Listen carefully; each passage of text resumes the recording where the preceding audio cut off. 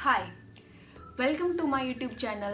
तो इस वीडियो में I will tell about the updated guidelines on the PPH by the WHO. इस video में जो डब्ल्यूएचओ की गाइडलाइंस है उनको मैं सिंप्लीफाई करके बताऊंगी in the easy language for you. Also for the handwritten notes you can comment down in the comment box. So let's get started. Starting with the definition of PPH. For the PPH, the new definition by WHO is the objectively measured blood loss of more than or equal to 300 ml along with the abnormal hemodynamic status. जो abnormal hemodynamic status है, it includes the systolic blood pressure less than 100 mmHg, pulse rate more than 100 beats per minute and diastolic blood pressure less than 60 mmHg. इसके अलावा shock index less than 1. So what is shock index? Shock index is systolic blood pressure divided by the pulse rate. So if the mother follows this criteria, then we will diagnose the case with PPH.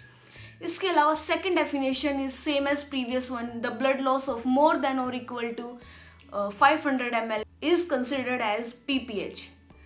इसके अलावा third definition is based on the clinical judgement. सबसे पहले शुरू करते हैं antenatal intervention to prevent the PPH. सबसे पहले जो फर्स्ट पॉइंट डब्ल्यूएचओ ने दिया है वो है recommended method for diagnosing the anaemia. Anaemia को डायग्नोज करने के लिए कौन सा मेथड रिकमेंड किया है डब्ल्यूएचओ ने? That is full blood count, जिसको हम मेजर करते हैं हीमोग्लोबिनोमीटर से, जो कि प्रेफर्ड वन है।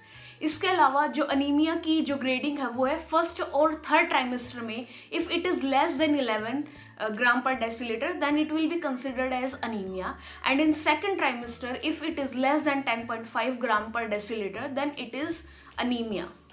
ठीक है। सेकंड इंटरवेंशन क्या आती है in antenatal to prevent the PPH is iron and folic acid supplementation daily. ठीक है। इसमें डोज होगी एलिमेंटल आयरन की, that will be 30 to 60 mg and और फोलिक एसिड की डोज होगी 400 माइक्रोग्राम। अगर मदर को मैटरनल अनीमिया है तो डोजेस विल बी, अगर for the elemental iron it will B 120 mg पर ओरल डेली लेनी है, और फोलिक एसिड 400 माइक्रोग्राम डेली लेनी है अंटिल जो हीमोग्लोबिन है मदर का डेट इज 11। ठीक है। ये हो गया डेली। अगर मदर डेली आयरन और फोलिक एसिड की सप्लीमेंट्स ले रही है, फिर भी अगर मैटरनल अनीमिया होता है तो उसको 120 एलिमेंटल आयरन और 400 माइक्रोग्राम क्या होगा this folic acid. Third intervention क्या है? अगर मदर किसी भी रीजन के कारण जो डेली आयरन और फोलिक एसिड सप्लीमेंट्स नहीं ले पा रही है तो उसको देंगे intermittent iron and folic acid. ये इंटरमिटेंट है तो इसके डोजेस क्या होगी? एलिमेंटल आयरन होगा वो होगा 120 mg वीकली। सी रिमेंबर, ये होगा वीकली 120 mg वीकली, और फोलिक एसिड होगा 2800 माइक्रोग्राम। अब अगर जो मदर इंटरमिटेंट फोलिक एसिड ले रही है और आयरन ले रही है, लाइक वीकली ले रही है, अगर वो डायग्नोज हो जाती है मैटरनल अनीमिया से, उसकी डोज क्या होगी? जो एलिमेंटल आयरन है वो हो गया 120 mg डेली, और जो फोलिक एसिड है that will be 400 microgram daily. ठीक है। अब उसको अनीमिया हो गया तो अब उसको कुछ भी रीजन, अब उसको डेली लेनी पड़ेगी this folic acid and iron until उसका हीमोग्लोबिन क्या हो जाता है 11 ग्राम पर डेसीलीटर। इसके अलावा फोर्थ इंटरवेंशन जो कि नहीं है, आईवी आयरन हम मदर को देंगे। इसको स्टार्ट करने से पहले क्या क्राइटेरिया, हम क्या करवाएंगे? मदर का सीरम फेरेटिन करवाएंगे। अगर मदर का serum ferritin less than 300 mg पर ml आता है तो we will start the IV iron. इसके अलावा जो भी रिमोट एरियाज है जहाँ पे हम सीरम फेरेटिन नहीं करवा सकते, वहाँ पे हम क्या करवाएंगे? पेरिफेरल स्मीयर करवाएंगे। पेरिफेरल स्मीयर में अगर माइक्रोसाइटिक हाइपोक्रोमिक अनीमिया आता है तो we will start the IV iron, या फिर लेबर नियर है तो उस केस में भी हम आईवी आयरन स्टार्ट करेंगे। ये जो आयरन के दो फॉर्म है हम ये देंगे, आईवी आयरन सुक्रोज और आईवी फेरिक कार्बोक्सी माल्टो। ठीक है। ये 4 इंटरवेंशन थी एंटीनेटल में। ठीक है। एक तो हो गया हम कौन सा डायग्नोज करने के लिए अनीमिया, कौन सा मेथड यूज करेंगे, दूसरा डेली फोलिक एसिड सप्लीमेंटेशन, तीसरा वीकली, चौथा है आईवी आयरन। नाउ इंट्रापार्टम में हम क्या क्या इंटरवेंशन देंगे to prevent the PPH? Intrapartum में फर्स्ट इंटरवेंशन क्या होगी? To prevent the perineal trauma and promote the spontaneous delivery. इसमें क्या करेंगे? हम वॉर्म कंप्रेस देंगे, पेरिनियम मसाज करेंगे, और इसके अलावा हम गार्डिंग टेक्निक यूज करेंगे, जो पेरिनियम है हम उसको सपोर्ट करेंगे। Second intervention for the intrapartum is जो एपिजियोटमी है उसको हम रूटीन यूज में नहीं करेंगे, ठीक है। कमिंग टू द पोस्टपार्टम में हम पीपीएच को प्रिवेंट करने के लिए हम क्या क्या intervention, for the prevention of PPH WHO have given uterotonics, ठीक है। वो कौन से ऑक्सीटोसिन, कार्बेटोसिन और मीजोप्रोस्ट। WHO ने स्पेशली बोला है इन तीनों में से हम कोई भी एक यूटेरोटोनिक को यूज करेंगे, और अगर तीनों अवेलेबल है तो most preferred will be oxytocin. तो ऑक्सीटोसिन को हम क्या देंगे, 10 इंटरनेशनल यूनिट देंगे IM और IV soon after the delivery of baby. Carbetocin को हम देंगे 100 माइक्रोग्राम IV और IM soon after the delivery of baby.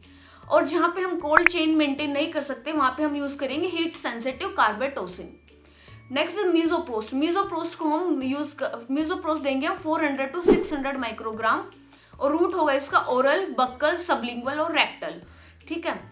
For the prevention के लिए हम मीजोप्रोस्ट यूज करेंगे। और जो ड्रग्स WHO रिकमेंड नहीं करती है for the prevention of PPH are ergometrine और मिथाइल एर्गोमेट्रिन, ठीक है। इसके अलावा इंजेक्टेबल प्रोस्टाग्लैंडिन्स एंड जो फिक्स डोज कॉम्पोजिशन ऑक्सीटोसिन और एर्गोमेट्रिन की, उनको अब WHO फर्दर रिकमेंड नहीं करती है। इसके अलावा tranexamic acid should not be used to prevent the PPH, ठीक है।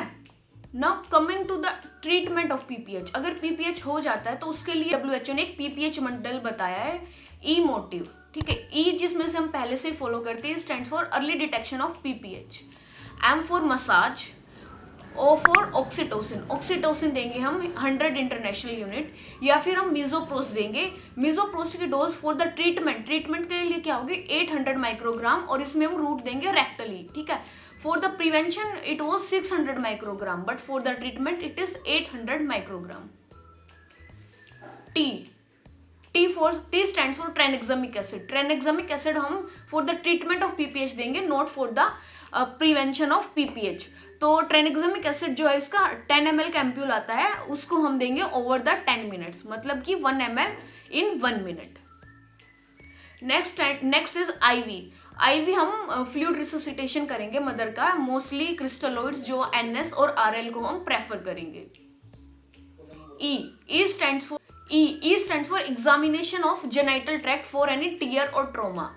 अगर ई मोटिव को फॉलो करने के बाद भी अगर ब्लीडिंग स्टॉप नहीं होती है तो इसको हम बोलेंगे रिफ्रैक्टरी PPH में हम क्या करेंगे, ई मोटिव में जो ई है, ई also stand for escalation of treatment. तो हम कहाँ जाएंगे, सेकेंड लाइन ऑफ ट्रीटमेंट के लिए जाएंगे फॉर द रिफ्रैक्टरी PPH है। तो उसमें हम क्या करेंगे, शॉक जो है उसका ट्रीटमेंट देंगे, मदर को हम शिफ्ट करेंगे, ठीक है, हायर हेल्थ केयर सेंटर है उसमें। इसके apply NASG non pneumatic anti shock garment जो है उसको हम यूज करेंगे। इसके अलावा एस्केलेशन ऑफ केयर में क्या क्या पॉइंट्स आएंगे, स्टार्ट करेंगे हम सेकंड केयर, कंटिन्यू करेंगे मसाज, कैथेटराइज करेंगे हम ब्लैडर को, remove clots and debride, give additional uterotonics में क्या आएगा, इसमें हम क्या करेंगे, ऑक्सीटोसिन देंगे 20 इंटरनेशनल यूनिट इन 1000 ml, या फिर हम मिजोप्रोस्टोल देंगे 800 माइक्रोग्राम सबलिंगुअली, या फिर एर्गोमेट्रिन देंगे हम 200 माइक्रोग्राम IV और IM। इसके अलावा हम रिपीट करेंगे ट्रेनेक्सा, असेस एंड रिकॉर्ड करेंगे ब्लीडिंग को, save blood transfusion, repair cervical tears, balloon tamponade हम यूज करेंगे, या फिर bimanual compression. So this is all the simplified version of the WHO guidelines, जो कंसोलिडेटेड गाइडलाइंस है उसकी। और if you like my video do like and share with your friends. So that's it, bye bye.